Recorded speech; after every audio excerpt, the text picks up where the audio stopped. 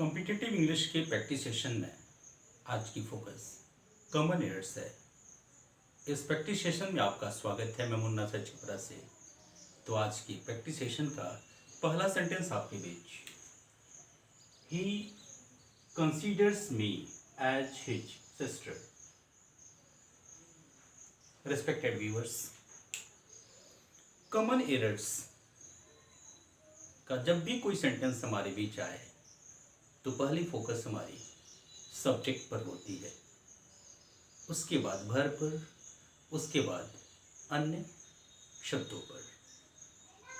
Syntax का rule कहता है यदि सब्जेक्ट सिंगुलर हो तो वर्ब सिंगुलर, और यदि सब्जेक्ट प्लूरल हो तो वर्ब प्लूरल होता है।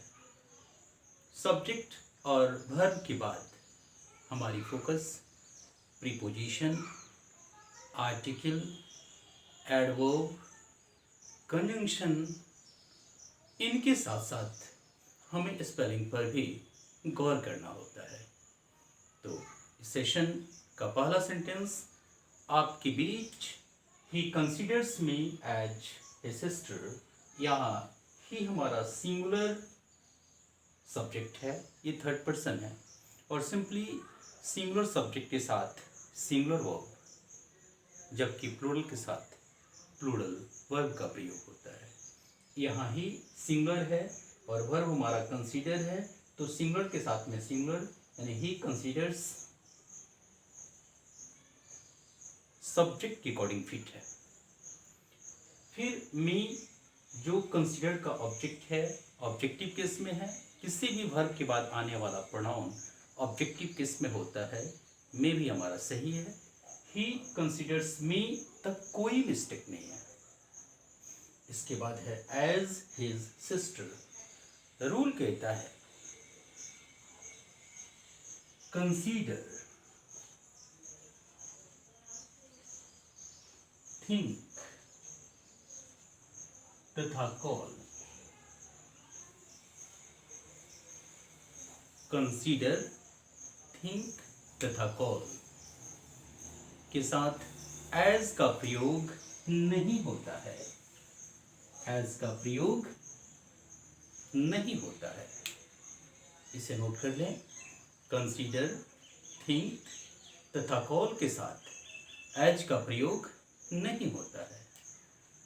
यहाँ ही कंसीडर्स में एज हिज सिस्टर में एज यहाँ एप्रोप्रिएट नहीं है, चूंकि कंसीडर, थिंक और कॉल के साथ एज का प्रयोग नहीं होता है, तो आंसर हमारा डी होगा।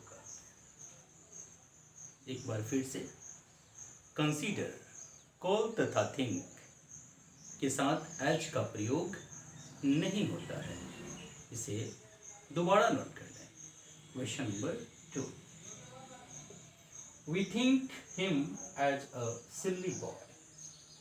We think him as a silly boy. जैसा मैंने बताया, जैसा सब्जेक्ट वैसा वर्ब। सब्जेक्ट हमारा वी प्लूरल है, तो वर्ब भी हमारा प्लूरल है, थिंक, क्योंकि क्रिया का पहला रूप है और पहला रूप को प्लूरल माना जाता है। We think him as a silly boy, और थिंक का ऑब्जेक्ट हमारा हिम है, जो ऑब्जेक्टिव केस में है। तो वी थिंक हिम तक तो कोई प्रॉब्लम नहीं है, ये तीनों अपनी जगह पर बिल्कुल सही। एज अ सिली बॉय, अभी जस्ट मैंने बताया, थिंक, कॉल तथा कंसीडर के साथ एज का प्रयोग नहीं होता है, तो यहाँ भी him as a silly boy, B में एज दे रखा है, जो बिल्कुल गलत है। थिंक के साथ में एज का प्रयोग नहीं होता है, तो आंसर हमारा बी होगा। Question number 3, this pen is, यहाँ this pen is inferior than that. Rule कहता है लेटिन एडजेक्टिव के रूप में, लेटिन एडजेक्टिव के रूप में जूनियर, सीनियर, inferior,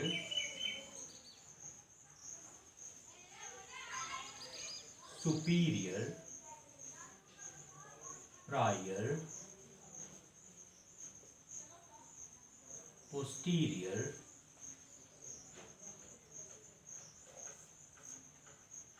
ये सारे शब्द कंपैरेटिव डिग्री के तहत प्रयुक्त होते हैं। ये अपने आप में पूर्ण कंपैरेटिव है।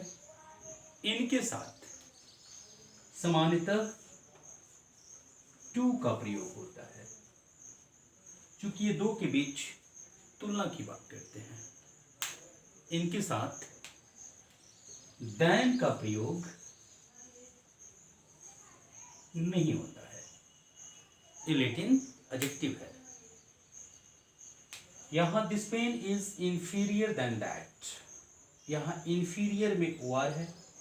ओआर हमारा लैटिन एडजेक्टिव है और लैटिन एडजेक्टिव के साथ देन का प्रयोग नहीं होता है। यहाँ देन दे रखा है, इसके आंसर हमारा डी होगा। Question number 4, he is senior than me in office. यहाँ भी ही सब्जेक्ट है, इज वर्ब है, तो ही इज में कोई दिक्कत नहीं।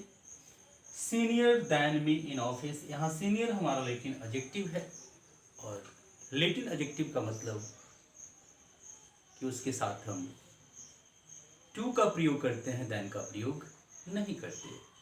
यहाँ देन दे रखा है, इसलिए आंसर यहाँ भी हमारा सी होगा। इस बात को नोट कर लें, लैटिन एडजेक्टिव के तहत आने वाला senior, junior, superior, interior, exterior, prior, posterior, इनके साथ टू का प्रयोग होता है, न कि देन का।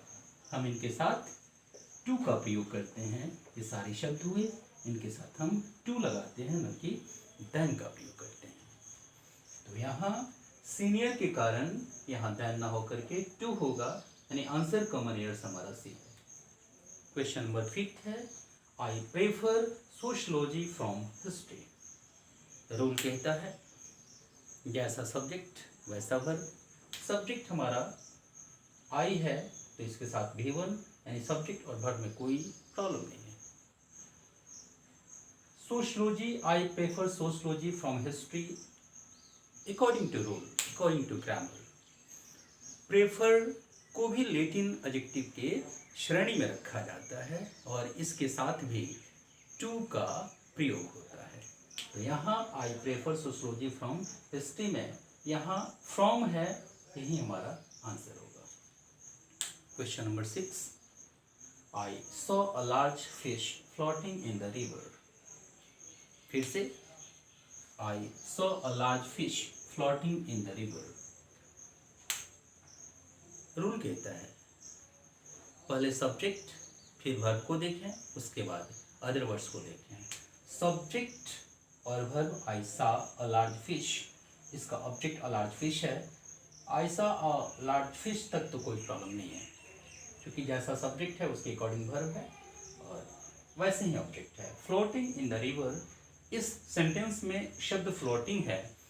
सिंपली कहा जाता है फ्लोटिंग का मतलब तैरना है और स्विम का मतलब ही तैरना होता है। जब कोई लिविंग बीइंग या जब कोई सजीव तैरे तो उसके लिए स्विम, और निर्जीव का तैरना फ्लोट कहलाता है। यहाँ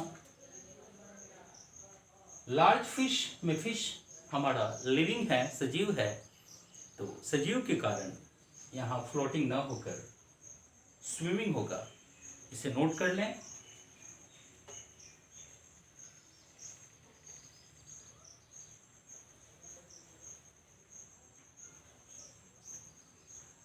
स्विम